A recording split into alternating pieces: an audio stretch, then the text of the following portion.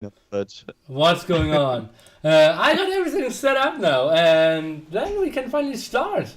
Talk of the Empires, episode number 3, with me and Alfred, Zero Empires today without a webcam, and special guest, Fob Membrilo, Memb. What's up, Nili? But if you tell me before that Zach wasn't going to be with webcam, maybe I don't accept the offer. I wanted to be with Zach also in the webcam. What is this, Zach? But thank you for having me, really. yeah, sorry I let you down. But at the moment, my room's a bit upside down because my bed broke, and didn't really want to have that on the webcam. So anyway, Well, we you should could be do all it. good. But you could do exactly what I did. You cannot imagine what is behind that green screen that I have there. You see the green screen there? Yeah. Imagine what. And now I'm talking serious. It's a disaster. My Do we room want is. to know? Do we want to know what's behind there? It's a disaster. It's absolutely disaster. Body bags. Well, you know? I just got this, and it was here on the floor. So imagine what is behind. A lot of cables, a lot of stuff for computers. Well, a disaster, total disaster. Yeah. All right. Well, I wanted to say, looking at the topics for this episode's discussion, I think we're going to have quite a lot of interesting things to talk about. Maybe one of the most, I would say, drama topics in some of these things. But let's see how it goes. Well, yeah, I have seen the topics. I said Nili before coming. Well, Nili, don't worry. I am your guest. I'm not going to put any forbidden topic or anything. Talk about what you want. And when I see the topics, I say, well, I should put some forbidden topics, really, because I don't feel so comfortable with some of them. But I will try to go straight like I always do. Yeah, Yeah. I think, but Zach, after the second episode, even asked me, nearly, are we trying to avoid, difficult topics, like salty topics? And I said, no, we don't, but it never came up. But it seems like today we might have something more Yeah. in that direction. I felt like we should talk about some of the more dangerous topics out there as well, because otherwise, it's not going to be a true Age of Empires talk show without some drama stuff anyway. So True. we got to include something, Yeah. surely. Well, and if it's is the actual stuff going on, why to avoid? We have to go for everything, right? Yeah. Age of Empires is not only the tournament, it's everything. Yeah. Yeah, exactly. Okay, then I would say let's jump into topic number 1, which is Woobly Official community team disbanding. So let me tell you something about Woobly Official. Woobly Official was a stream, or is a stream, which ran from 2012 till now, maybe 2013. And was basically carried by Katsuni and Memb for a lot of years. Then some unfortunate things happened with WSVG and Taft, Jeanette, back and forth, and therefore Membrilo and Katsuni kind of went not to cast for Woobly Fisher anymore. And then a team took over. A team of, let me see, I wrote it down somewhere. We have it here. It was Pumuckl, Clemenzor, Dave, Milmano, Nonsensical, Nimino, PRV Limp, Robo, SMB, T90, and me. And it kind of got worse and worse, and the feedback wasn't great, the cooperation with Woobly wasn't great, and therefore the team decided to do something different, and they had the biggest esports content over the years, for sure. Covered WSVG, covered all of how was it called? Man, the tournament, 160k. The Clan Master. No. War is coming. Clash of the, No, War is no, coming. War is coming. Clash of the War is Titans. coming, as yeah. well. Yeah, Clash of the Titans. They had all the Nations Cup, and now they kind of run out All of the top expert leagues. All topics, As well. yeah, exactly. Like Memb and Katsuni covered this channel for endless amounts. Had lots of subscribers, biggest follower base at that time. It was before ZeroEmpires in T90 started, before Memb went on to his part, and now they kind of got away. And Memb, I will ask you the first question. You were like one of the first ones to respond to the thread, or in the topic when they said, okay, we won't continue with that, and you said, what a sad day for ASC. Your comments. It's a sad day for AOC because I started bad with SMB because I am a guy with a strong character, and when some things happen, sometimes I do not contain my blood, my Spanish blood, if we can call like this, and he know everything about that. But we solved completely, and after that, and since both I think we are grown men and really mature, even if I look sometimes completely the opposite in my channel.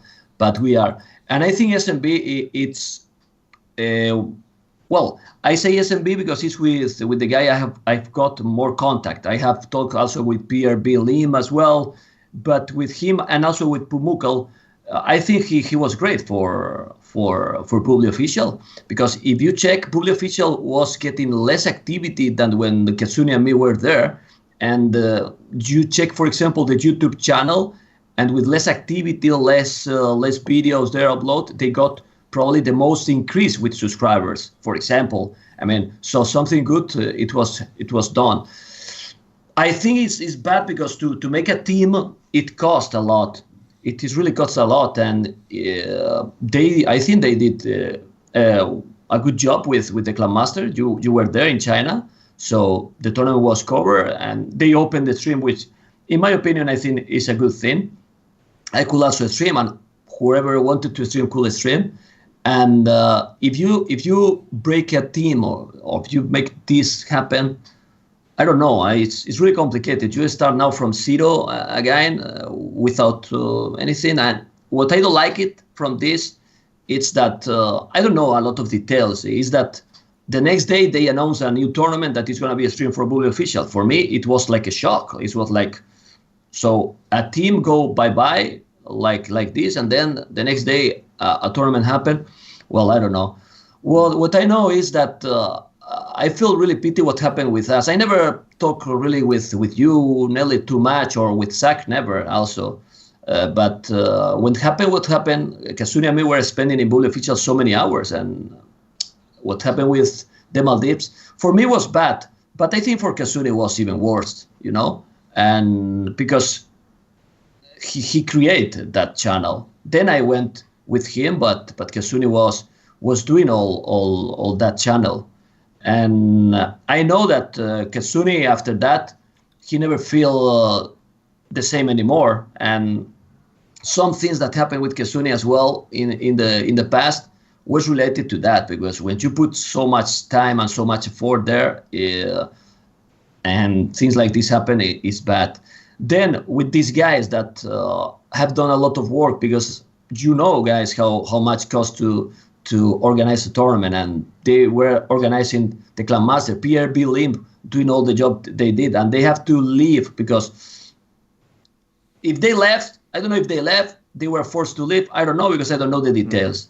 Well, I think that's something that I would like to just really quickly bring up, because there's like Milford listed all the people in this team, and it's a lot of people. It's not like one or two people who have just got too much going on to do this stuff. It's a lot of people involved in the team, and it seems strange that the whole team is going to disband because, according to the post, people have too many other commitments now. I understand, okay, if out of this team of 10 people, 2 people are now too busy to do stuff and organize stuff, but I don't really understand why the whole team is broke apart, because everybody seems to be, preoccupied with other things. I don't know if everyone's now going to split and do their own projects or something, but like you said, it's very strange that as soon as the team splits apart, the next day there's a tournament announced. Okay. And it will be on the Voobly channels and all those things. So three things. the next tournament announced would be my next topic, like future of Ruby Official, and that was kind of weird as well. And I will just quickly recap what happened WSVG Maldives later on, and what are the people doing now. So obviously T90 was not super involved. He has his own channel. Dave wasn't that much into it. He was more of a feedback giver.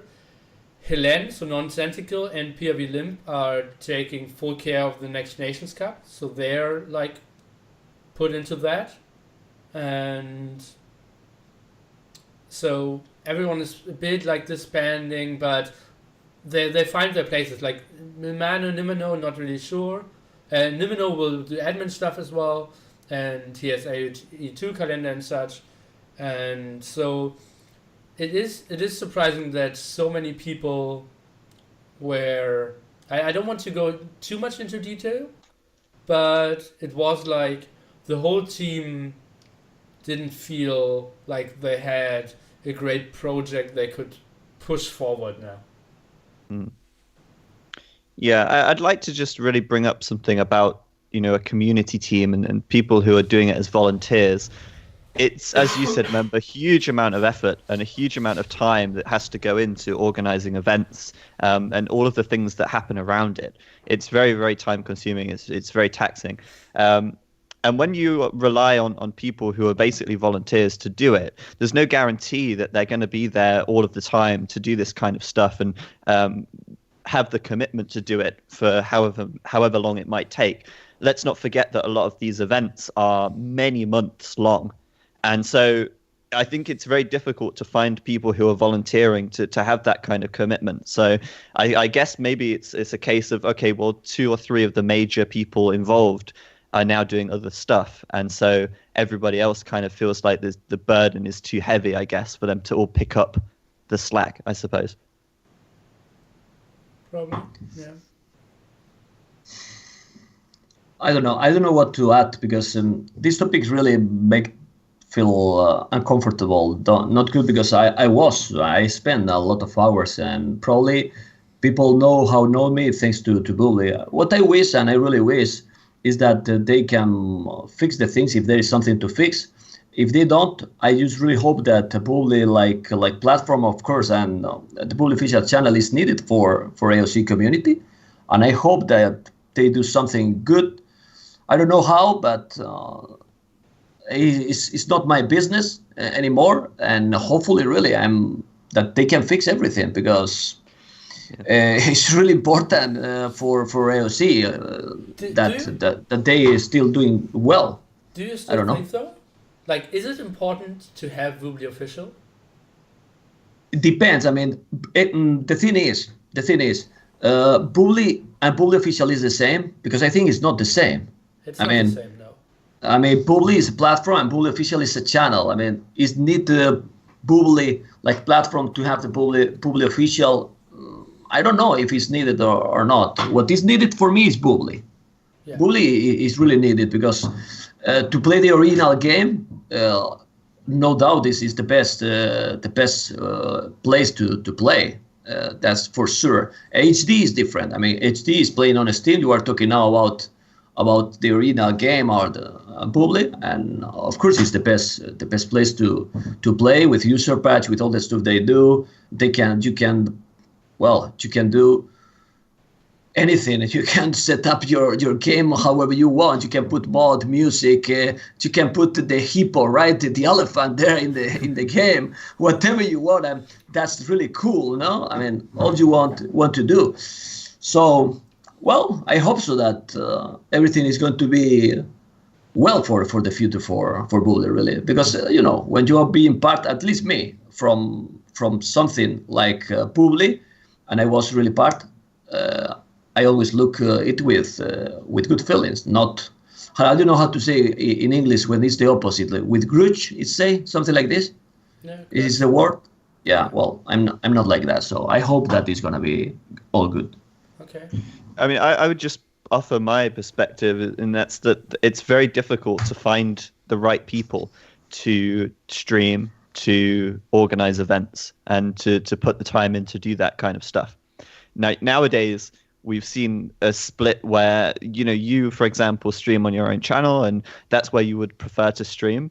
And I think it's the same with, for example, T90 or myself or Resonance 22 or whoever is streaming. Now, obviously, with the community team breaking apart, my question really is going to be, well, who will step in and organize events and do all of this stuff for the Voobly official channel?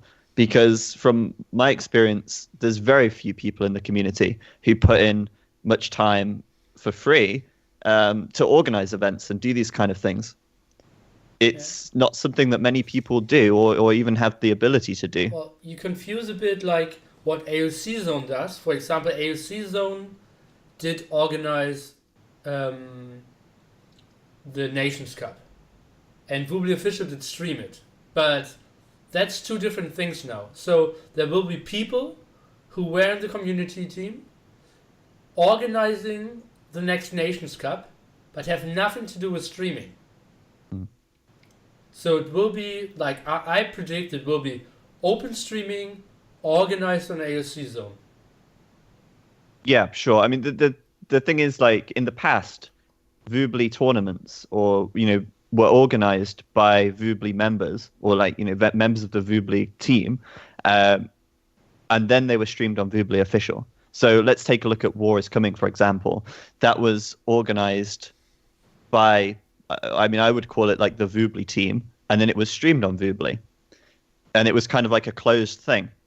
So what I'm saying now is that now there's no community team to do that. Events that are organized specifically for Voobly official, is that going to happen, or is it just going to continue to be open streaming like we've seen in the last year? That's exactly the next topic for future of Voobly official. So I will wrap up W3G, and then we can go into the future of Voobly official. So sure. Memb and Kitsune in 2000 and when was it? 13, 14? 13. Was 13, 14 until 15 October. Yeah. Where, let's call it like 30 to 70, 60 hours a week putting of their time onto streaming on Voobly official. And they covered every event, every game, every day for so many hours. The channel from basically totally unknown exploded to over 10,000 followers, nice amount of subscribers. People loved them. And then in October 2015. But I want to interrupt you just a second, because I want to tell you that Kitsune and me, when we were streaming that, we will never push him to stream. And I want to explain now that we are talking about this topic. TAF always was asking to Kitsune and me, and Kitsune also a lot of times was telling to TAF, if someone else want to stream, let it be, they can stream. But back in the days, Kitsune got by far the best quality in the stream, right? Because now people has improved all the streams, better connections, etc, right? And for the reason, whatever reason, that is a question for TAF.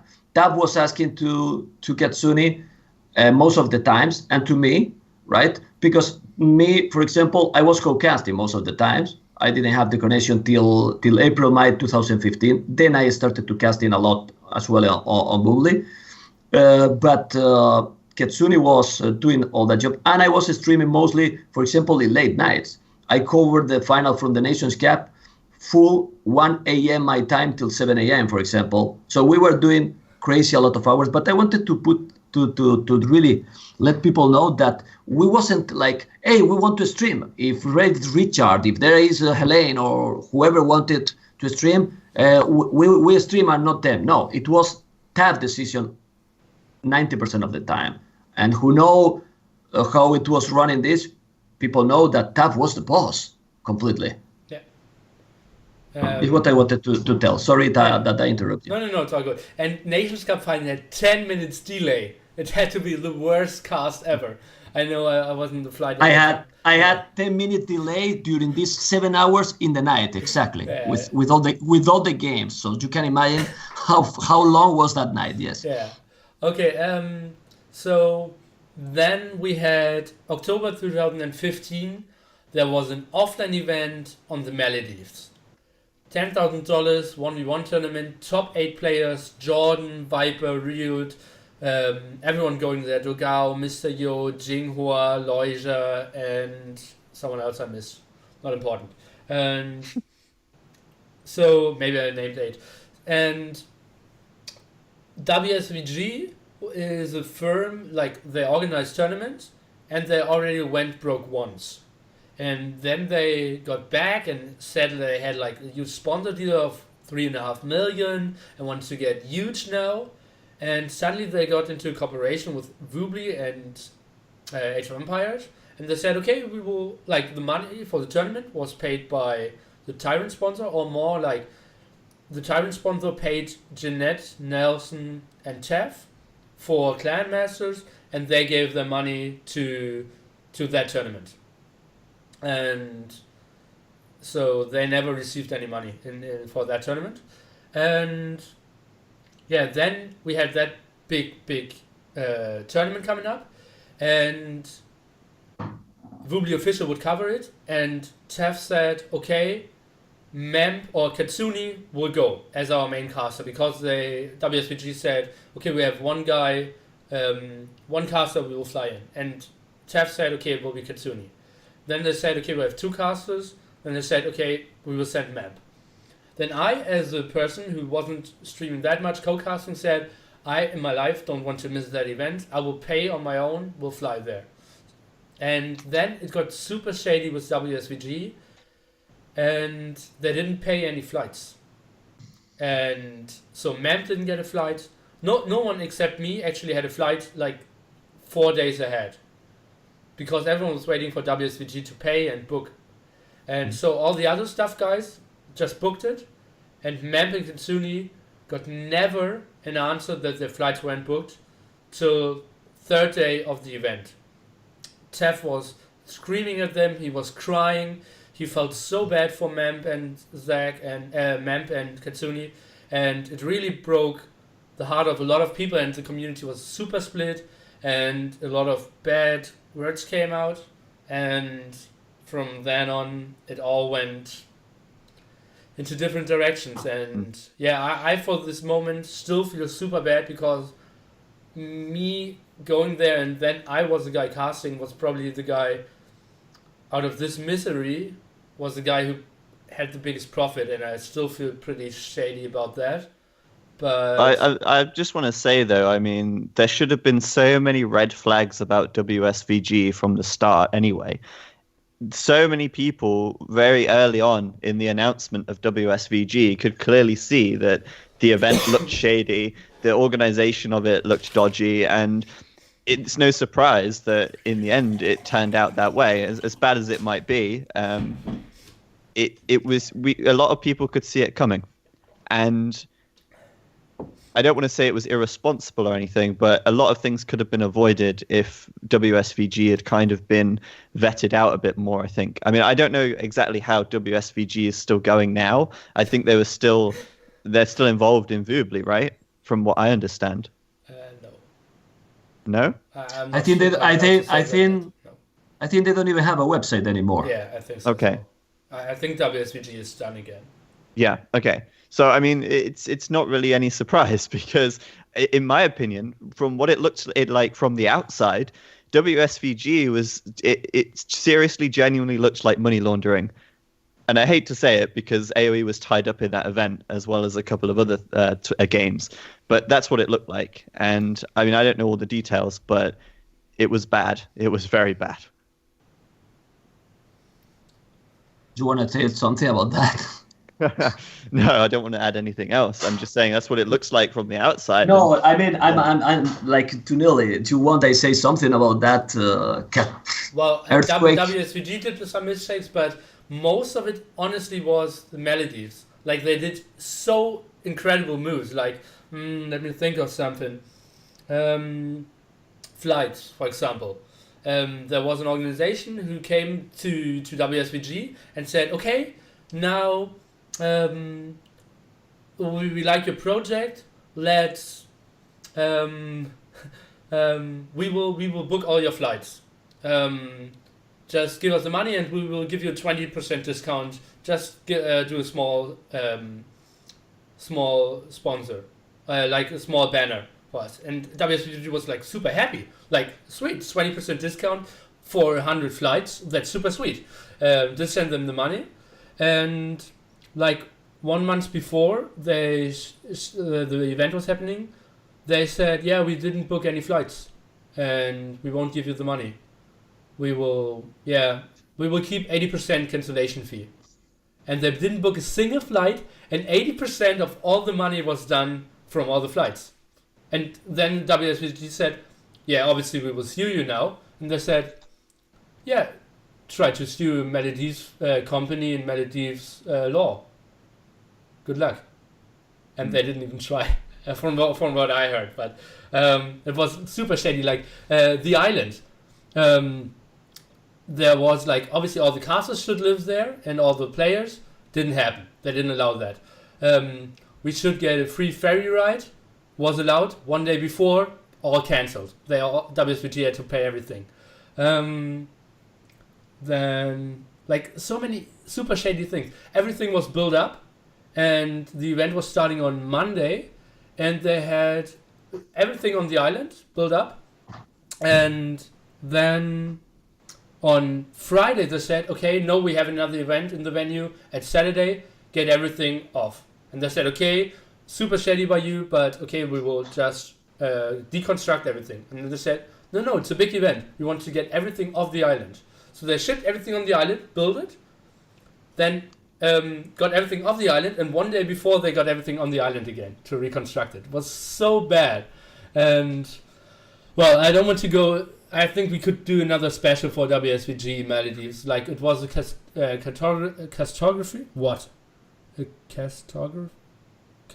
Like it catastrophe. Was catastrophe. Yeah. I feel good. I feel good, Nili, when someone have problems with English, man. I feel nice, you know, because I'm not the only one. So that's really good, man. Okay. So no, but really, about that, I mean, people is telling something in the chat. Okay. I'm not. I mean, of course, I'm not happy when I remember this stuff. Yeah. But really, I mean, this is pass of public official, and I just hope that is not going to happen to anyone, really.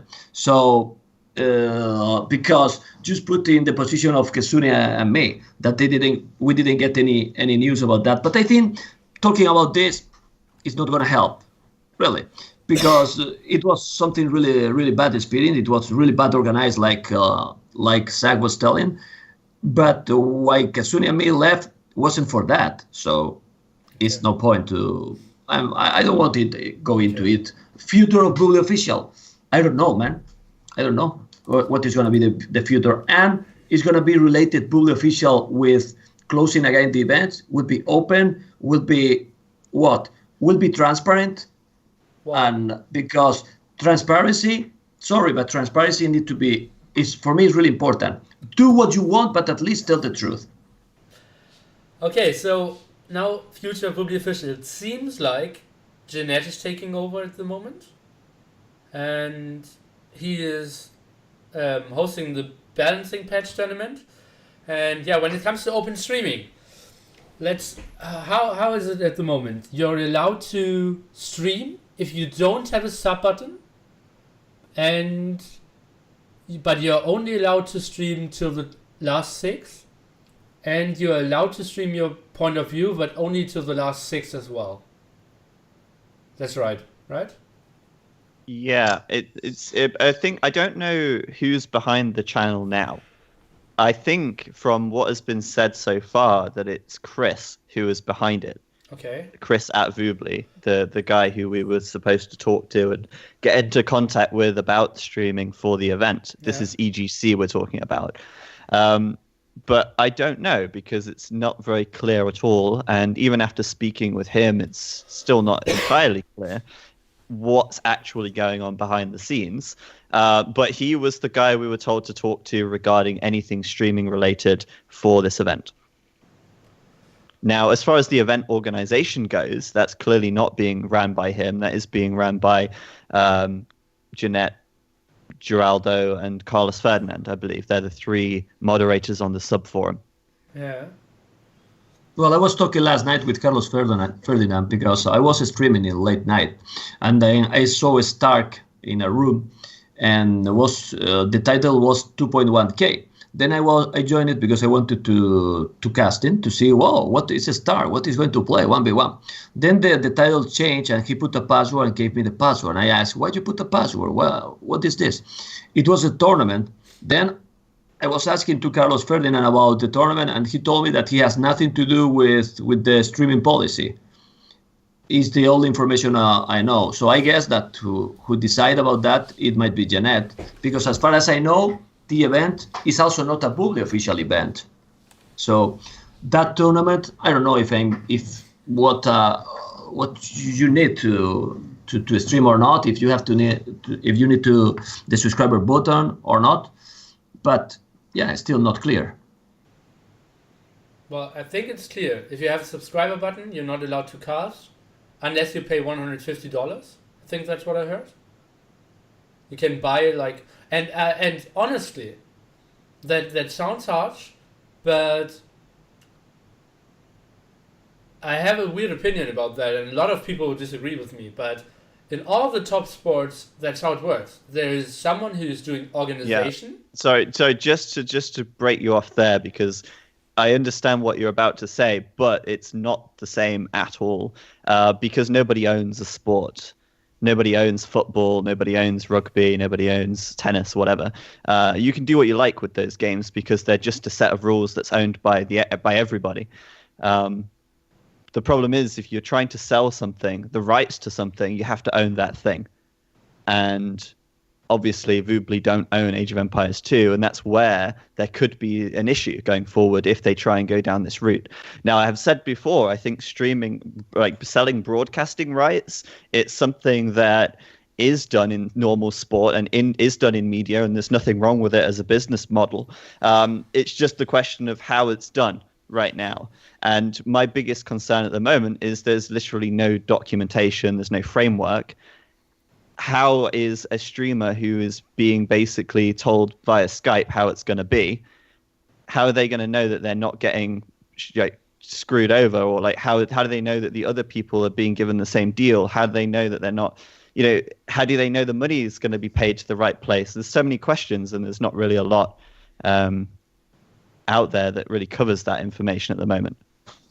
Yeah, and there were endless amount of questions in that direction on the forums, but they were all deleted on Will Be Official. And not on Will Be Official, on AOC's though.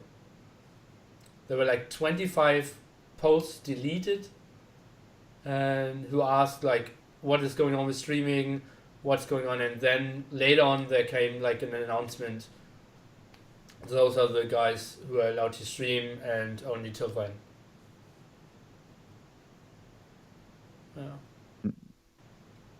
Yeah. I have nothing to say about all this topic, really. I mean, I'm not objective also. I mean, because I'm really involved about it, so it's hard for me to talk about this topic. And actually, the only thing I'm going to say is that the guy who is organizing that has me on ignored leads on Bubbly. So what can I say? What else I can say? Okay. But I think someone in the chat said that they would like to hear what Nupford was going to say before I interjected. So I think it's fair if you continue what you were saying, because I know what you're going to say, but I think it's fair to say it for the benefit of everybody else here as well, which is your opinion on actually selling broadcast rights as a whole. Yeah, you actually anticipated it pretty well. Like, there's someone who's putting a lot of work into getting the players, getting the prize pool, getting all the stuff, and then someone else is making money and taking profit from streaming it. And so you just take a share of that, like, for your work. But, so I personally think it's not that bad, and it especially is good when, like, all the streaming rights sold would go into the prize pool. I'm not sure if that would have been the case, but like I know, and I already got like for that belief I already got lots of critics from other streamers, but but I think it's not like out of the world. And not only that, if you have to pay for streaming, I guess that, and I was talking all the day with Sax, if you have to pay for streaming, it's fine. I mean, it's not like a disaster. I mean, what you are not going to, it depends also how much, no? But there are also a lot of more things to take in consideration. Then the players have to schedule with you too, because if you pay for have the right of streaming, you cannot go and say, okay, for example, I don't know, one match, whatever, Fire versus MBL, let's play in 3 hours. And they play, and the streamers what? Yeah, it has to be better then. They have to not allow players to play the matches without like 48 hours announcement and such. Or something. For example, a lot of things that they have to be organized, completely organized and more professional, because when you involve money, because it's like this, if you involve money, a lot of factors, you have to make this professional way, not amateur. You have to deliver something for the streamers. I totally agree. But this is what I was saying about having some kind of a framework. Like if I were to pay $150 to PayPal to have this streaming right, how do I know that I'm not going to get kicked out of the room? Is there a contract in place? Is there, it has to be more formal than this, because otherwise it just isn't going to work, in my opinion. Yeah. We've already seen this huge topic, and I don't really want to go into this, and I don't believe that money was stolen, but there was this huge topic about mismanagement of funds in the past, and how do I know that that's not going to happen again? Or all of these things come up, and when it's being organized through private message or whatever, I don't agree with that, in my opinion. Yeah. So what Zach is referring to, Woobly Official was like existing, as we said, from like 2013, and had some income like advertisements, donations, subscriptions, and like there are different people who had access to the money, and now there's a lot of finger pointing in what direction, because money might be missing. Let's say it that way. Yeah, but there's nothing concrete about that. There's no evidence that there is anything missing or anything wrong has happened. I just think that the point is really the bottom line is that it has to be managed properly. It has to be done right in order for it to work. And I don't disagree. I should be a bit clearer. I do think that selling streaming rights is not a bad thing. I do think it is a viable business model or a way to earn funds for your tournament, but it has to be done correctly. The streamers have to know what they're getting, has to be clear, it has to be written, and none of that is in place right now. So yeah. And Zach, if you have to pay for streaming, all pay or nobody. I mean, because I don't get it why some channel has to pay and why some other channels don't have to pay. I mean. I mean, the argument there is that the streamers who are partnered and have a sub button are earning money. But, if someone doesn't have a sub button, what if this is the thing, there's so many loopholes. What if I made a new channel and I streamed it and I don't have a sub button on this new channel? People would maybe still donate, and then I would upload it to YouTube, and then there would be revenue there. Would they allow that? And there's so many things that are brought into question there.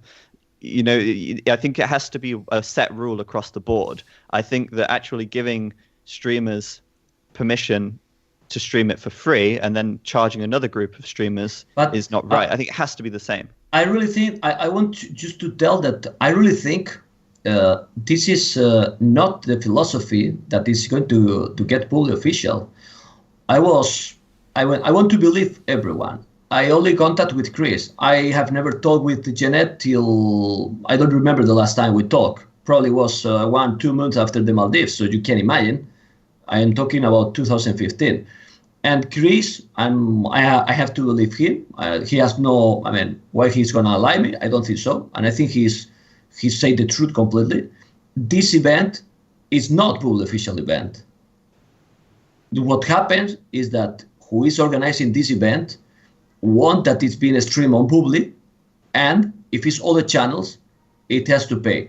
The only thing is, maybe Woobly shouldn't agree with that, right? that's also possible, because in my opinion, and I don't know, but I have the feeling that's the reason why the community team disbanded. They didn't agree with this kind of stuff. They didn't agree with all that, and for that they gone. I'm just guessing. But if you connect everything, it makes sense. I mean, and Bubbly, I'm almost sure that if Bubbly Official organize a tournament like Bubbly Official, not like, because Bubbly Official don't, as far as I know, don't put the money for that tournament, so they don't choose the rules, but they are accepting the rules, which is not the same, but it's close. Still being a bit close, but they are not organizing the tournament, and then, well, the next step we will see what it's gonna be. But still, for this tournament that I think can be an interesting one, you have to make all clear. Well, you have said already, so I don't want to repeat because it's the same. I agree with that. But people are making the mistake, I think, in the chat of making a parallel to football and saying, well, if FIFA organize a football event, they sell the broadcasting rights. That's true, but the point is they don't own football, and somebody else can come along and do their own tournament and sell their own broadcasting rights for football. But when you're doing that for Age of Empires 2, which is not owned by, it is owned by somebody, it's very difficult to get around the game content usage guidelines that are in place. But anyway, what I wanted to say, moving on, I think we've talked a lot about the streaming costs and broadcasting rights and stuff. The future of Voobly Official, I think they need more casters and they need more volunteers, and I think that's really where they need to increase or to work on if they want to continue with the channel and continue having regular content on the channel. Yeah, and at the moment it's Jeanette, Nobody 41, and Katsuni actually did cast the other day. Yeah, I'm not sure who else. I can't name more. Marty Moo, maybe? Yeah, maybe. And I just wanted to say as well that like Escape Gaming, obviously we're hosting tournaments and we're doing that kind of stuff, but we're actually doing the opposite approach. We realize that streamers are giving up their time to come and stream on the Escape channel, and in return we're paying them for their time. We're not charging them for their time, which is, I guess the difference there is that they're coming to stream on Escape AOE and not on their own channel. So there's kind of like a compensation there because, let's be honest, if Memb was to stream on his own channel and do his own coverage, he'd probably get some donations and earn some subscribers. But I want to say, Zach, about the donations and all that stuff. I really think, even if you cover or not the tournament, when people subscribe or donate to you, I mean, to you, Zach, to me, to T90, to whoever does, it's not because of the tournament itself. Most of the times it's because they like that guy, the way they do. I mean, they like the content it provides. But, for example, when I stream tournaments, I barely, in comparison, if we talk about donations and so on, playing Black Forest, being shut up, I get more support than when I cast it. So I start to believe that people don't want me to talk, Well, I'm kidding, no? But you know what I mean? I mean, that support, people cannot count about that. And if you have followers, supporters, they do because they want to do it.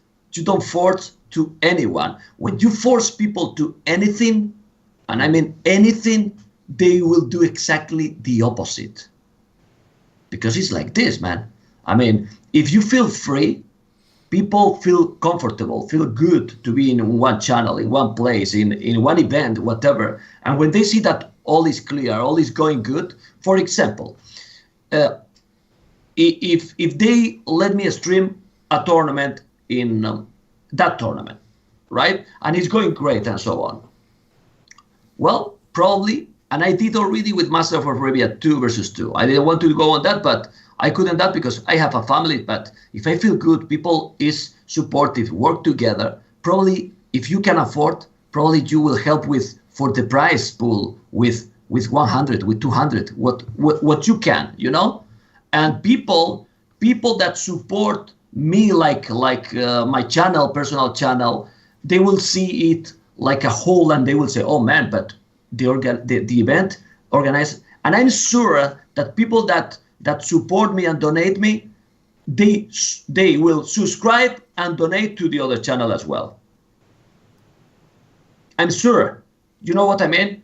And saying that is like shooting to my future support or donations, but I don't care about that.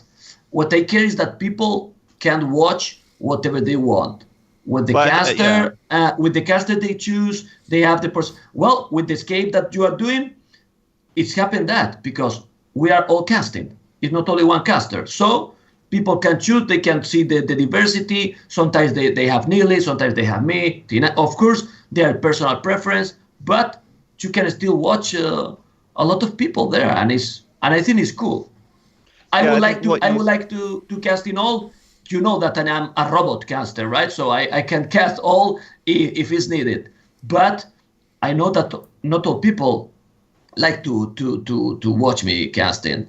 So it's good to have everyone.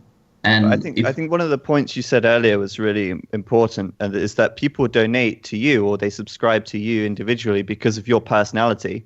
Yeah. It doesn't matter what you're streaming at the end of the day. If you're streaming Black Forest team games, if you're even playing against a computer, if you're, it doesn't matter. You could be streaming the best players in the world, but the people who are actually going to donate and the people who are actually going to support you, they're the people who will be watching no matter what. Yeah. And so that's the reason why you have the support and and all of that. It's not because of the content that you're streaming. It's because of you as an individual. And that's why if you don't pay for the broadcasting rights for this, every game counts tournament, you're still going to stream and you're still going to have support. That's the thing. Exactly. For that, I'm not worried about that. What is a pity is that, people like to watch the LC, they watch the game. And as much games people can watch, the tournament will be better. Because people will get more hype about it. It will get more exposed. More people will see it. Will get more publicity. There was last night 3-4 games being played, and there was 0 streamers. For example, well, it's not my choice. Yeah. So then let's jump kind of into that direction. So future of Wobbly Official, for us very uncertain. We think they need to get more people and especially more streamers to really continue, if I can wrap that up.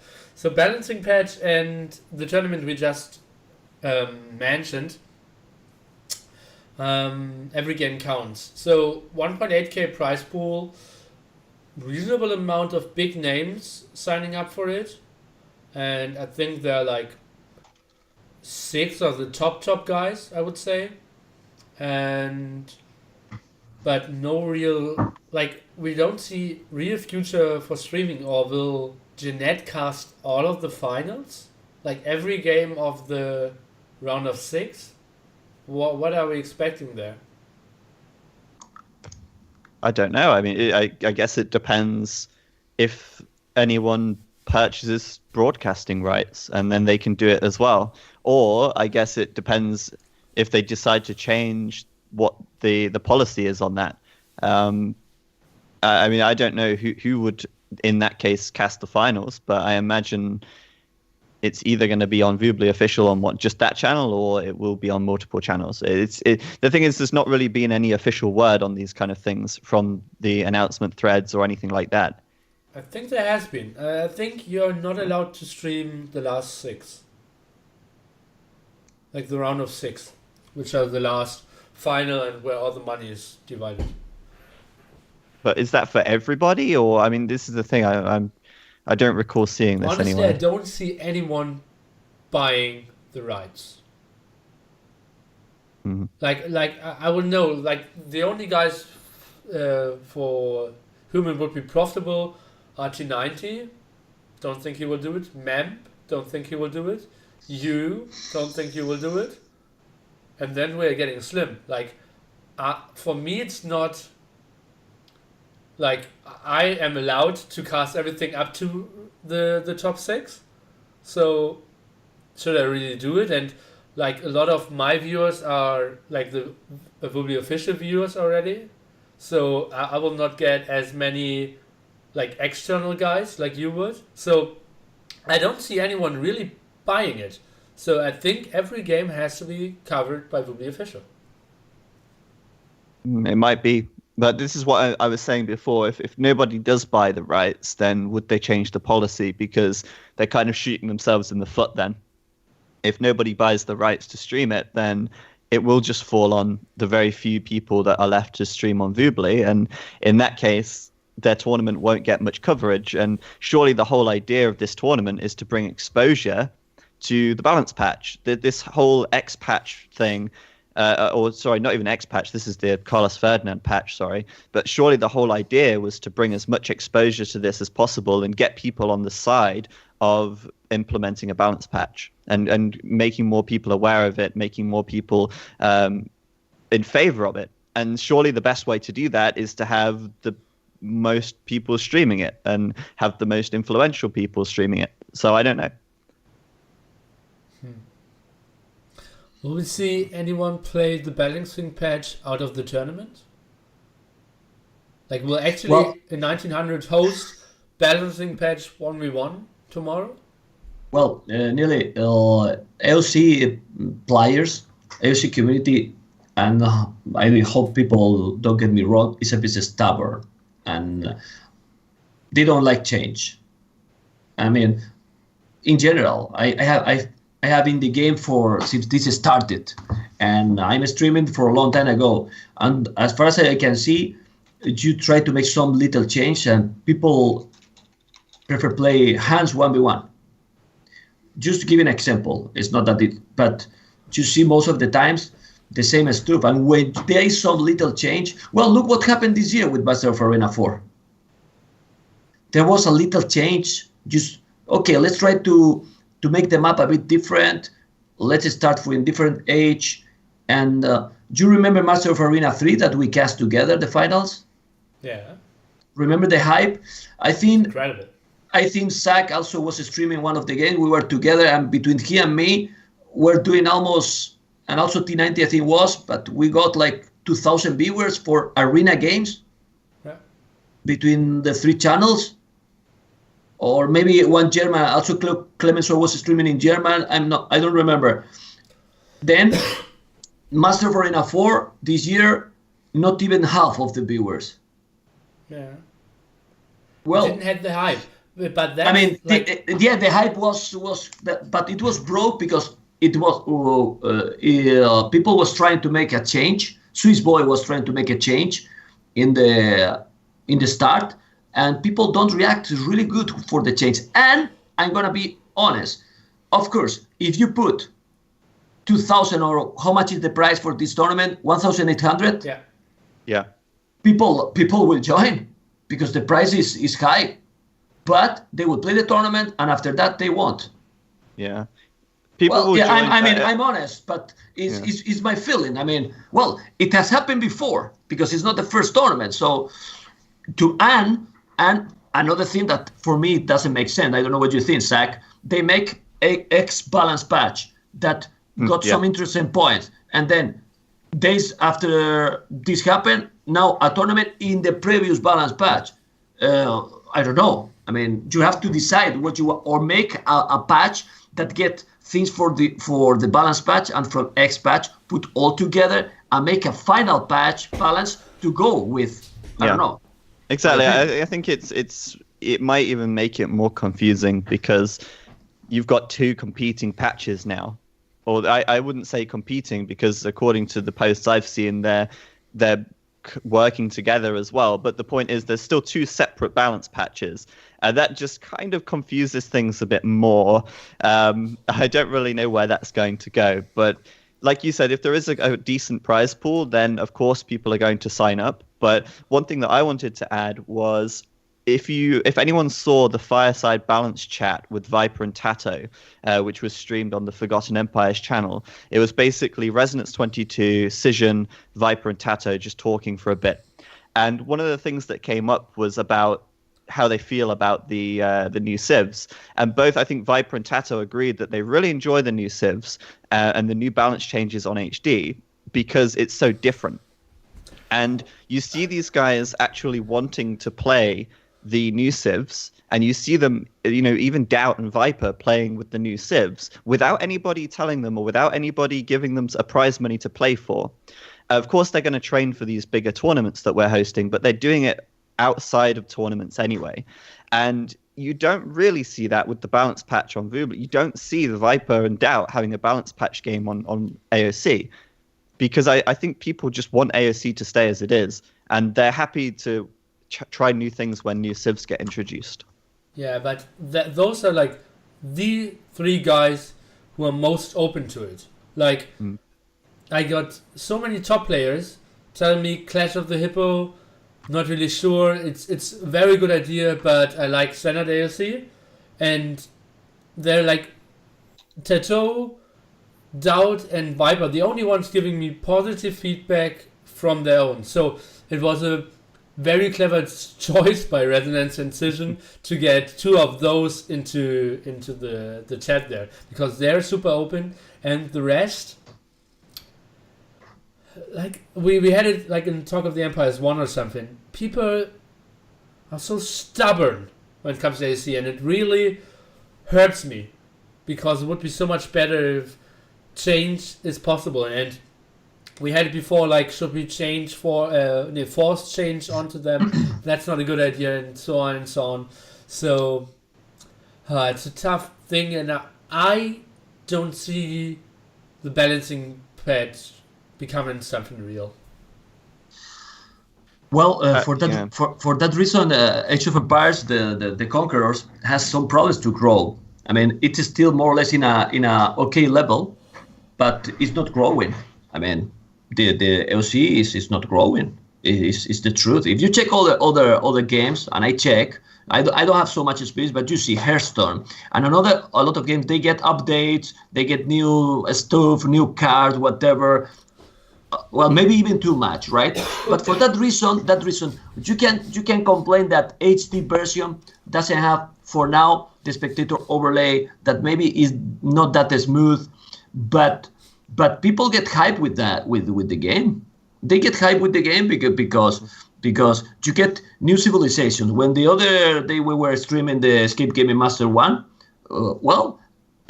Zach and me, how much experience, how much games we have casted, but still we were getting surprised for some stuff that we don't know, and that is good, man. That is good, because it makes the game interesting.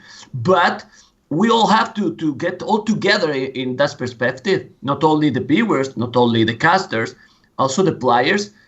We have to think, hey, we want this game go to somewhere, or we want that we play 1v1 Arabia Hans forever and that's it.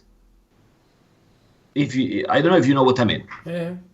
Yeah, exactly. I agree, and I think there has to come a point where if AOC wants to grow, I don't really know. I don't know if it's correct to say it's not grown, because what I find interesting is that recently you see Viper, you see T90, record high viewer numbers. We've never seen viewer numbers that high before on individual channels. And then the Escape AoE channel as well, like 5-6K viewers for these tournaments. It's a huge number, and it goes to show there are a huge number of people out there wanting to watch this kind of content. But AOC hasn't really grown much, whilst everything else has grown around it, I feel. I was talking about AOC. Yeah. I mean, some people is telling that Miguel is an expert player, is there in the chat. AOC, exactly, it's a different game, but we want that AOC grow as well, because why it cannot grow? It could grow as well too. And about all this connected about Viper big numbers streaming. Well, he's now streaming. I'm sure that if he wasn't streaming probably 1 year ago, probably he would get viewers. But these numbers as well, we don't know, right? Probably with all the hype that with HD, all helps. But we have to be, in my opinion, this is just personal opinion, have to be open to make some change, but all together try to find the way to go for this path or for the other. Because if one is going from the left and other is going for the right side, we are never get in the same point. Yeah, but I think the problem is for everybody who says we should have some change, we should try a balance patch, we should do these small balance changes to make AOC a little different, or make it more fresh. For everyone who says that, you've got another person who disagrees and says, well, I want it to stay the same. And I think that's the biggest problem, because you're never going to get the whole community to agree. The only way that everybody would play a balance patch is if it was enforced. And I don't think that would happen, and I don't think that should happen. I think, AOC has been the same for 16 years, and I think it's understandable that people want to play that game the way it is. And I don't blame them for that. And I think that's why it's fine that we're having the events on HD and we're doing stuff with HD, because we do get that variety there as well. Yeah, that's true. Well, there was some comment because I make a joke in the chat that Nili is about to die. Hope he's not dying live. You can see, man, Nili, maybe you should have without the webcam. He's moving back because he's dying. He don't want to be. Well, about the topic. But I love AOC. Well, this is my dream. This is a personal just opinion. Maybe that is not going to happen ever, but I would love to see that all the civilization, all the HD civilization will be played in Bully as well, or the opposite. I mean, not like one community or the other. I would love to see everyone in the same box, in the same place. How to do that, I don't know. I mean, and it's not, I don't have any tools or any resources to do it. But my dream, like someone that I love the Age of Empires, because I love Sims since I can't remember, I would love to see everyone together. And I hate so much the topics that I read sometimes in AOC Zone. I read because, well, you know how followers are, and they link you, right? Hey, Memb, look this, look that. And I say, okay, let's take a look. And then, did you read it? Yes, I read the first 3 lines. And what do you think? I close it. Because personally, I don't like some stuff that when I read there, I just don't like. And I barely read. So hopefully it will be a balance for everyone and not one or two sides. I would like to be all together. How? Well, then it's something that the community itself should think about that. Yeah. Well, I think it's the people who are trying to push the balance patches who need to figure out how to do it, to be honest, because you've got now 2 balance patches and it's up to them to figure it out, I think. Obviously, the community is going to give feedback, but the community is always going to have 2 sides, the people that want to change and the people that don't want to see change. And so I think they need to just make those decisions and figure that out between them, and then go forward that way. But yeah, I mean, I think we should move on maybe to the next topic, because we've been going for a while and we've got a meeting at 9:30, Upford. So we're going to have to go forward here a little bit. Okay. Let's go. Speed it up. So, Escape Masters again. Escape Masters number 1 again. The same finals like Rise of Rajas, Doubt against the Viper. This time only casting. No spoilers. No spoilers, Nili. No spoilers. Sorry. This time we only casted Rex. Everything went way more smoothly. Memb was there for the first time, casting on the qualifier day.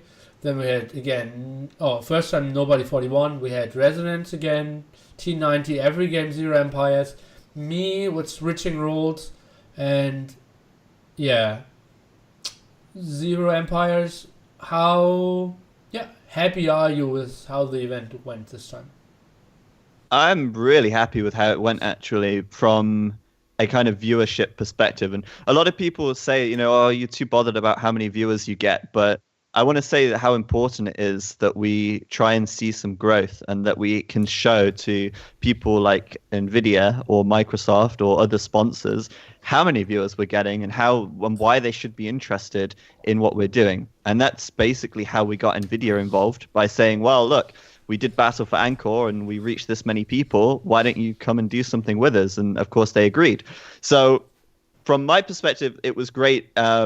In terms of how many viewers we had, and I was surprised. I didn't expect it would be so high, because when you look into Battle for Angkor, it was completely novel. It was a Microsoft-sponsored event. It was really hyped up. It was promoted on the Microsoft channels. It was in the game launcher, and we very nearly had the same number of viewers on the finals for Escape Gaming Masters 1 without any of that stuff. So I'm really happy with how that went, and I want to see it grow more, and I want to see it as continue to try and build on it, try and improve it.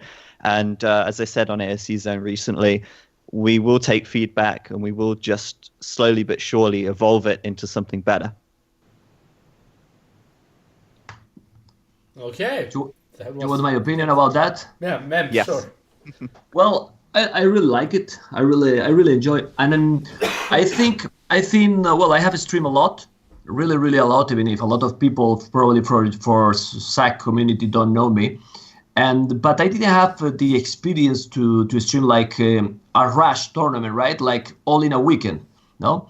And I think it's good because people get more and more hyped. More hype with long tournaments, and I like because well, you have content, you can stream more games and so on, and you have content to provide to your viewers. But long scheduling, a lot of people waiting, delays, and so on, people lose the interest. With these kind of tournaments, fast and all completely well organized, and you know that day at that time the games are happening. So you can completely organize not only and also for the players, because the players, since this is well, there is some price, but still it's not. We cannot call this like full professional, right? People can organize itself their lives way better to say, okay, I'm going to spend this weekend with the tournament, so the players will focus completely in that, and the viewers will enjoy a lot. And really, I think that point, it makes that it get a lot of viewers as well. I just want to answer a couple of questions in the chat as well. Marauder asked if are we working on connection issues for future team game tournaments on HD? So, I mean, basically, we are in contact with Skybox and Microsoft, and it's kind of changed a bit since we started doing these events, because now they're seeing, well, actually, there's a lot of people seeing HD now. A lot of people are going to see some of these problems, and they obviously don't want that. So the pressure's definitely on, I would say, for Skybox to fix the connection issues and the bugs in HD. And from what I can tell is that the work is continuing. After the Rise of the Rajas expansion was released, I was worried they would just release it and then drop all support, but they're actually continuing to keep doing updates, and we've got some private patches to test things out with. So, yeah, I mean, that's kind of going quite well. Obviously, it's still not where we want it to be, and obviously there's a lot of people who want it to be better as well. So the pressure's still being applied to Skybox to fix their game.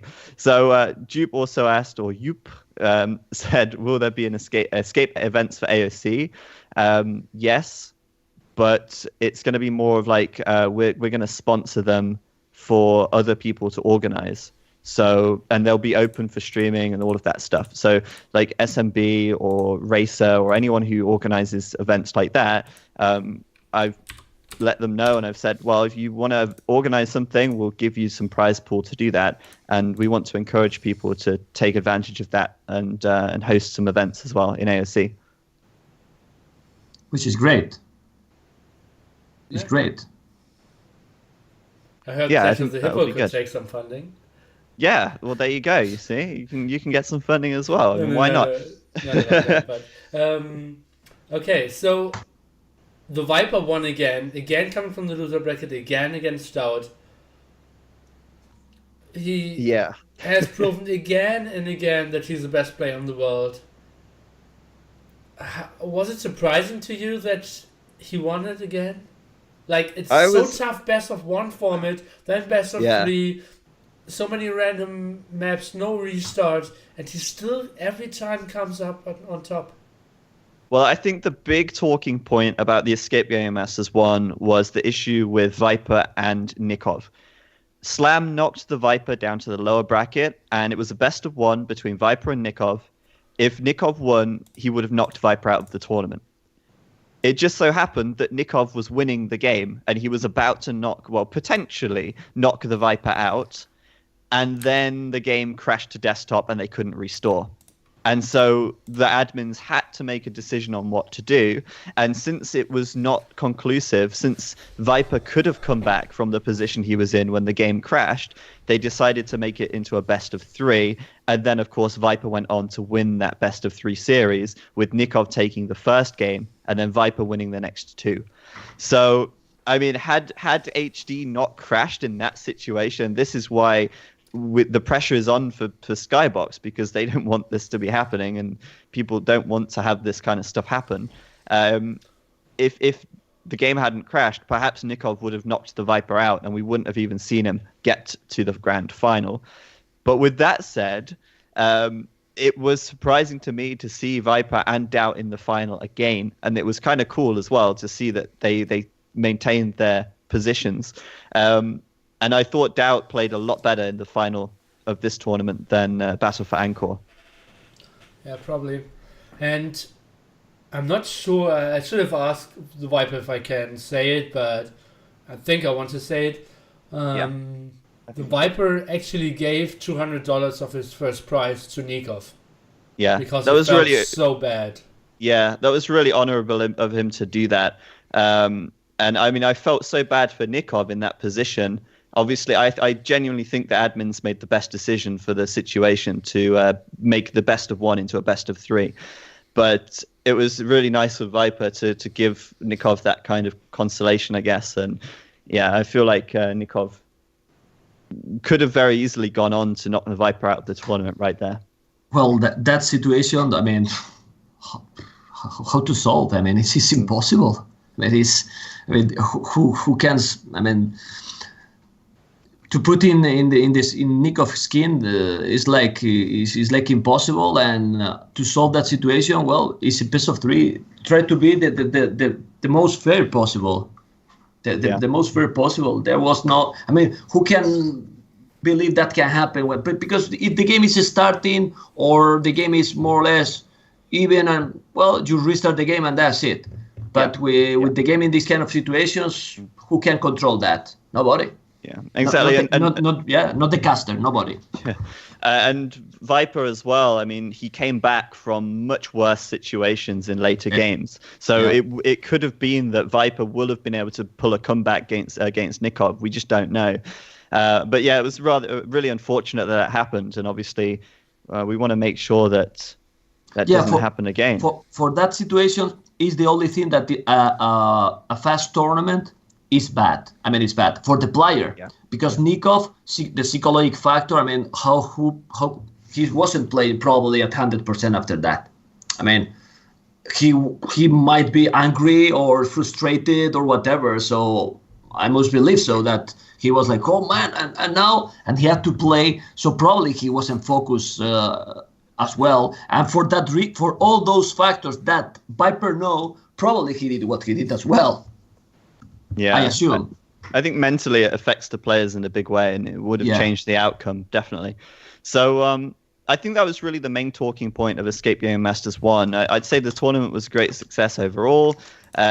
We saw a lot of viewers. We saw some fantastic games. We saw another final between the Viper and Doubt, and it was a lot closer. And I'm looking forward to the next one, which is Escape Game Masters 2, which is happening next weekend on the 10th, 11th, and 12th of February. And I think that's our next topic as well. Indeed. And the format for the main event will be pretty similar, but I think there will be major change when it comes to the qualifier. Maybe you care to elaborate, Zach? Yeah, sure. So one of the biggest feedbacks that we got about the first event was the way that the qualifier was done. Now, the bottom 4 players are immediately invited to the qualification stage. And previously we had an 8-player qualification, which meant there was only 4 open slots for new players to join. The biggest criticism or the biggest feedback was that there should be more open spots to join the event and more opportunities for people to qualify. And so we changed the format of the qualifier to allow us to have 10 open qualifier slots plus the 3 people who finished in the bottom 4 last time. Just to explain why De Gauw wasn't there, but De Gauw did sign up to the qualifier. So De Gauw finished bottom 4 in the Escape Gaming Masters 1, which means that he was invited to the second round of the qualifier for Escape Gaming Masters 2. However, De Gauw said that he was busy and he couldn't make it. So we set up the format, we posted the sign up, and then De Gauw messages me and he goes, "Oh, by the way, I can make the qualifier now." and I said, "Well, it's a little bit late to put you in round 2 because we've already set the format up, but you can sign up and you can enter into round 1 and you have to play through the whole bracket." But I'll post the qualification thread in the chat so people can see what the bracket looks like. And as you can see, we've basically added a whole new round so that gives a lot more opportunities for new open qualification spots. Okay, but how does 10 plus 3 work? Okay, so the way it was originally going to work was if you have a look at the bracket now. Okay, yeah, I get it. In row H, on the match H, that's where De Gauw would have been. And we would have removed D2. Maybe I can just post the image in the chat so people can see. This is not going to work very well for the YouTube VOD, but... well, I will add the image. Yeah, maybe add the image so we can see. But basically, let me know when you've got the image up, and then we can talk about it. That wasn't professional. Bam. Is the image there? Yep. Okay, so before, we only had the round of 8. We've now added the round 1 here on the left side, and these are all open spots. De Gauw would have been, where it says match H, he would have been there if he accepted the invitation, and then we would have removed D2. And basically, the first round is completely open to the people who sign up, and the winner will go through to meet in round 2 one of the bottom 4 players from the previous event. So we basically just added that whole extra round in there before, and that allows us to basically have a lot more open slots. In this case, it's 10 open slots increased from 4. Yeah, but it normally would have been like from 4 to 8, right? Yeah, that's right. Okay, Okay. It would, that's basically doubled. But in this case, in this special case, it's 10 instead of 8. Yeah, Okay. that's basically that. That's the big change to the event. Other than that, the event format itself is going to be the same in terms of the structure. The main event will still have the same double elimination format. The difference this time, and this is the theme for February because we're going on a bit of a theme here, it's old versus new. And we're introducing a lot of the older AOK civs, AOC civs back into the civilization pool. So the civ pool for the Escape Gaming Masters 2, we are going to see Aztecs, Huns, Britons, Mongols, and then we're going to see 6 other civs as well from the expansions. So there's basically 2 civs from AOK, 2 from AOC, 2 from AOF, 2 from AOAK, and 2 from Rise of the Rajas. We're also introducing a bunch of water maps and original maps back into the map pool. So we're going to see maps like Ghost Lake, Continental, Team Islands, and Migration, and Regicide Fortress. So it's still 10 maps in the pool, but we're seeing 5 older maps now as well. And that's going to be the old versus new theme that we're going on. Sweet stuff. Yeah, I'm super excited for that. So that's coming up in roughly 8 days till 10 days? Yes, starting in 8 days. And I'm going to be casting with Memb all day on Friday on the 10th of February. We're going to be doing the qualification all the way through. And as we can see, there's definitely a lot more games as well. So we're going to be starting a little bit earlier at 1 o'clock. I want to say two things about that. The first is that you guys need to take off that Friday, because with all the games that we're going to have, you have to take the day off. And for your followers, Zach, I'm going to practice from today till the next week all my pronunciation, okay? Oh man, I wouldn't worry about that. I'm not worried, man. Do you think I'm worried? I'm not worried, man. Really. Keep it up for the Spanglish. The Spanglish will be there forever. Stay tuned. Go. I have to say, man. Go. That's going to happen. I think there's 13 matches for us to cast, so that's going to be a really long stream. It's going to be good as well. There's going to be a lot of great games and a real good introduction into the tournament as well. Yeah, I think so as well. The quality stage really can get you hyped and can build a storyline as well. Someone very unknown, for example, like Spring, sign up for the qualifier if he makes it into the 8, if he goes into the main tournament, and that would be a total new phase there. Yeah, that's what I want to see. With this going forward, what I would love to see is, because this is such a brutal format, being best of 1, I want to see players coming in the qualification that make it into the main event. So, the bottom 4 of the 8 players of the last event are like the gatekeepers. And if you manage to get past one of the gatekeepers and you get into the main event, it's good for 2 reasons. 1, you're going to win some prize money. And 2, you're going to be invited back to the qualifier second round next time with an advantage if you get into the top 8. Yeah. Not only that, but when you get this brutal best of 1 format, and then you've got new faces coming in, like you say, making it through the qualifier, it's going to be so much potential for an upset. And who knows, we could see one of those qualifiers making it through to the semifinals or whatever. And that would be really awesome to see. That's what I would like to see. Yeah, I even thought about getting my HD nick to 2.4K, my Voodoo nick to 2.1K, and just get my nicks high. And then just pray okay, first round Miguel, second round Tito, twice best of 1.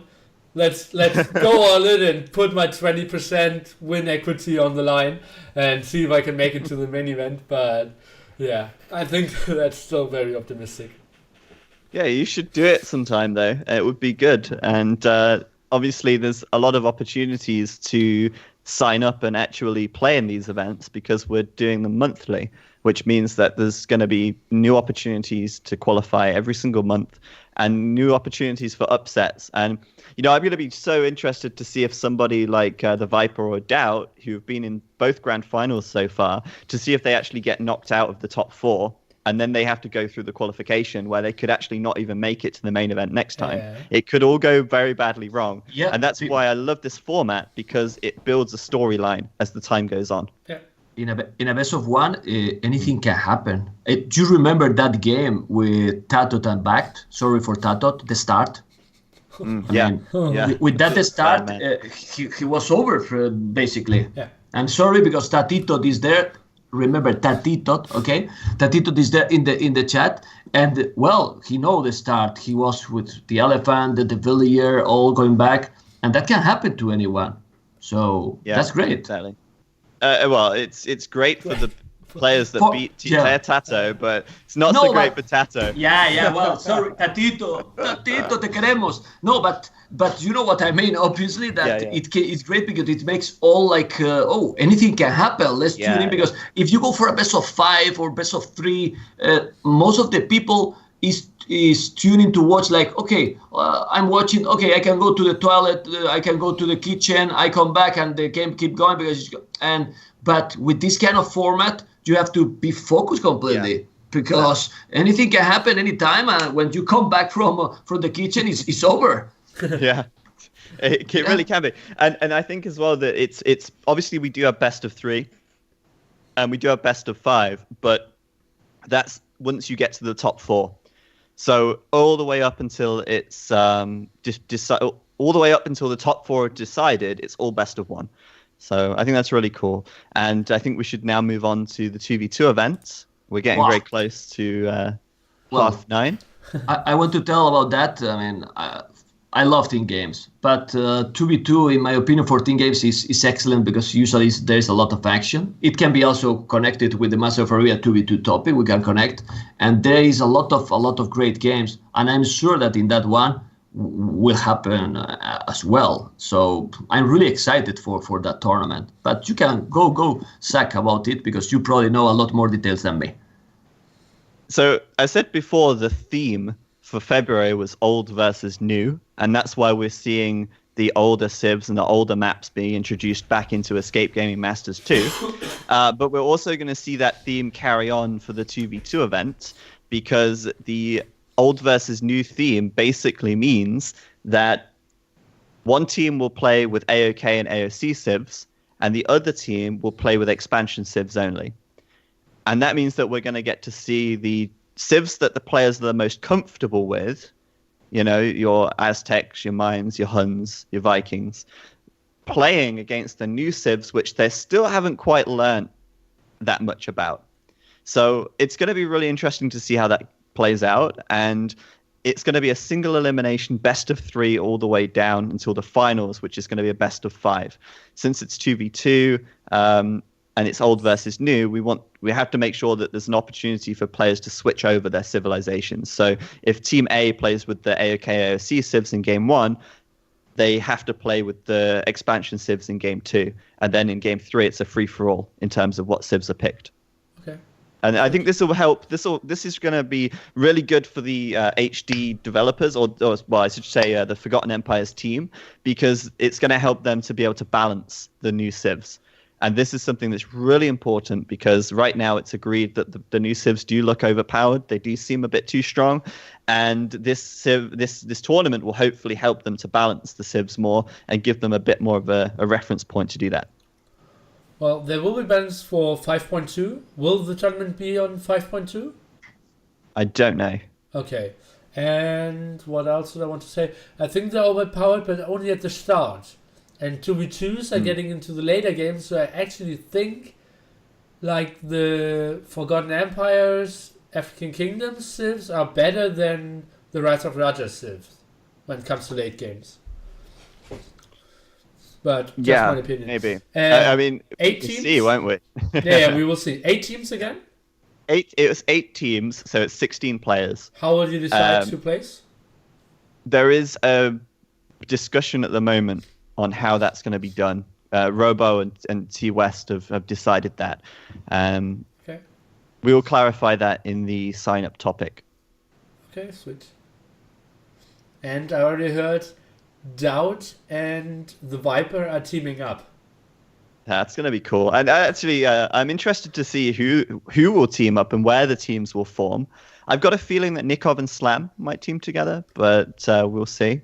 Do you have any more information on that, Memb or Nupford, or any speculation about who might be teaming up here? About the teams, I don't know, but I'm not sure about Nikov and Slam.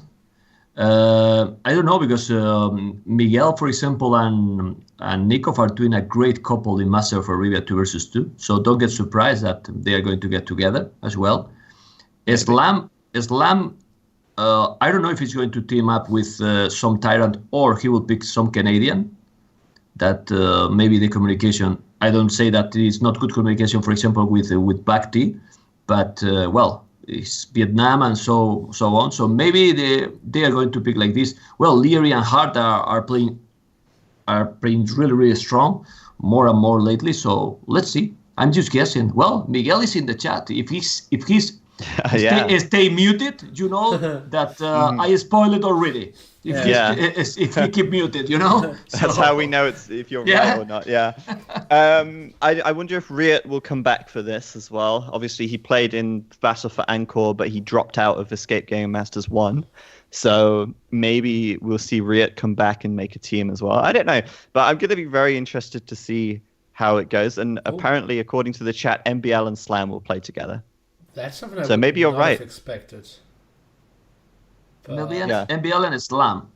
Okay. I would like to see Slam and Riot.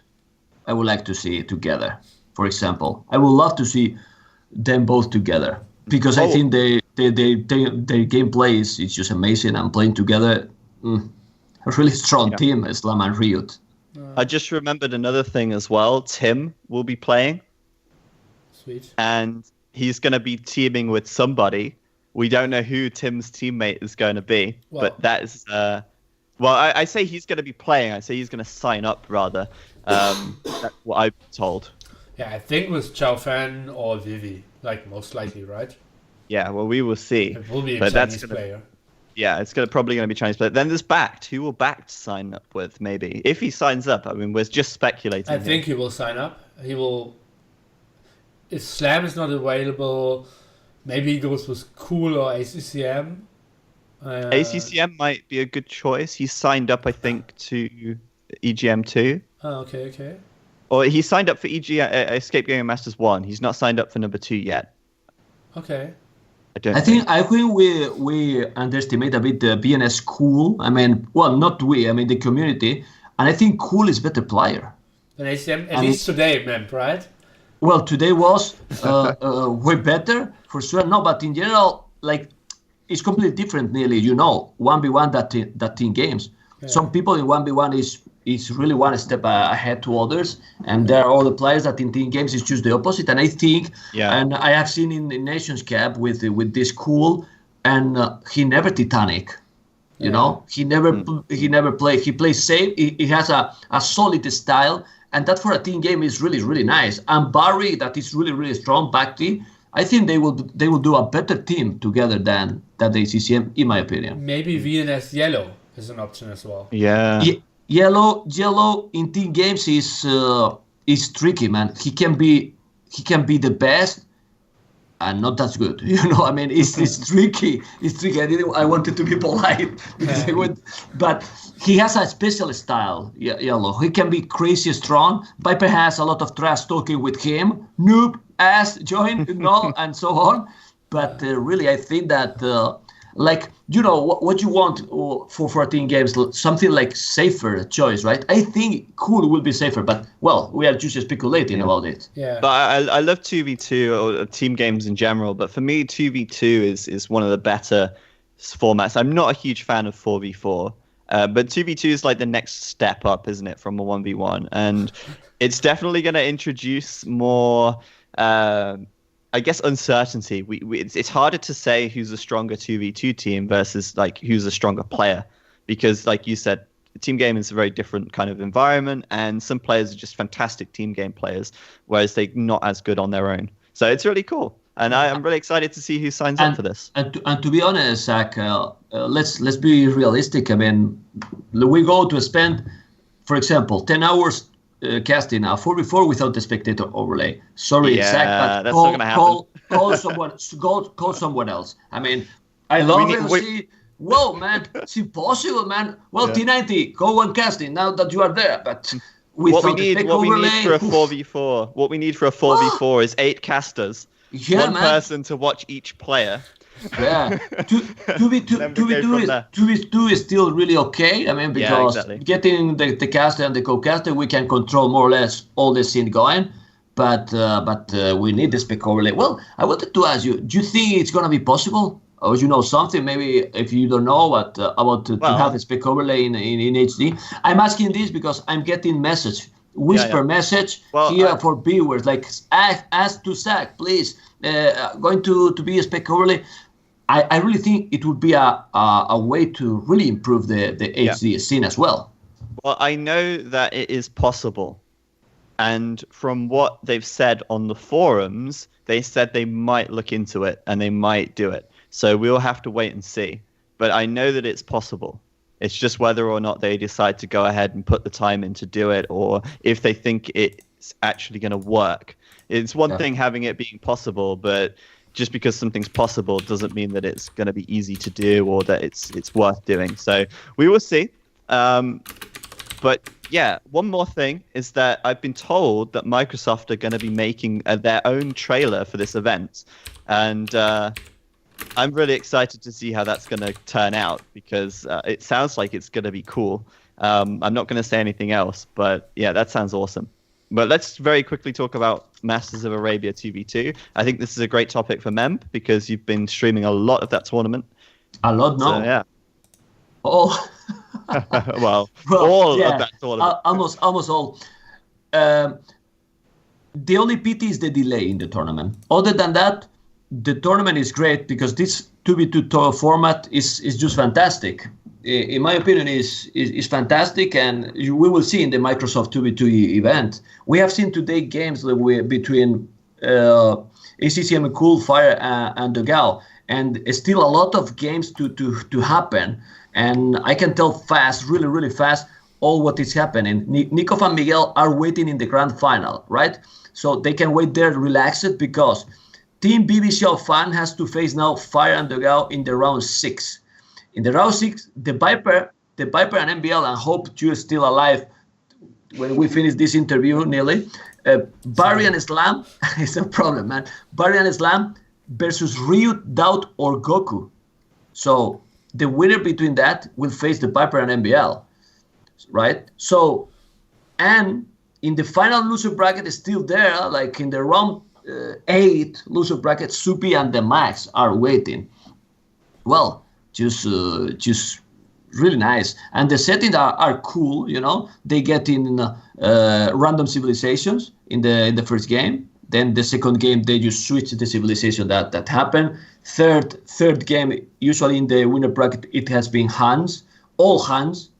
You can imagine how many cabards we have seen in those all Hans. And in the loser bracket has been if I'm not wrong, mirror civilizations. Then what I really like it in the fourth game, who is losing in the score, choose civilization first, then pick the next team, and like this till get the four civilizations, and then the last game is free pick civilization that usually is Hans, Aztecs, or Mayans. The tournament is what I'm telling you, Zach, and it's really important that the tournaments don't get delayed. If they don't get delayed, there is a lot more hype. Even like that, today was nice because it was today Thursday. It was, I would say, early for Europe. I don't know what you think, Nili. Yeah. And in total, I think it was around 600 viewers, which I think is really nice. So people want AOC and want tournaments. They love it, but not only the viewers, the players love it. If the format is interesting and so on, people want to play because it keeps their motivation. Let's remember. Let's be realistic. This game has so many years, so people need also some motivation, and tournaments motivate people. Yeah, so true. Yeah, and Master of Arabia, I couldn't be more hyped. You casted the games today, I casted the games today. They were pretty entertaining, and from there on, it only gets better. Like, for me, everyone could win the tournament here, and I wouldn't be surprised. And maybe I would be surprised if Zupi and the Max, but they actually have very good chances. So, I think Miguel and Nikov will win. If all play in their best at their best, I think they are the best team. I have watched all the games, and I really think it's not because Miguel is there in the chat. I think people underestimate sometimes Miguel because it happens. Sometimes he's Titanic. It's the truth. He has some games that you say, oh my God, but when he play at his best, well, he saw it in this tournament. They won 4-0 to the Max and Supi. Yeah. But clearly, not like 4 games, over 1 hour. Playing really strong, and they have good communication. Even sorry that Nikov don't use microphone. And Miguel doesn't either. Yeah, it's that's surprising. Oh God! So Master Arabia is going to be sick the upcoming weeks. Chat is going riot. They want to get some infos and thoughts about user patch 1.5. I personally didn't hear of it, so I can't comment on it at all. Any thoughts of you guys?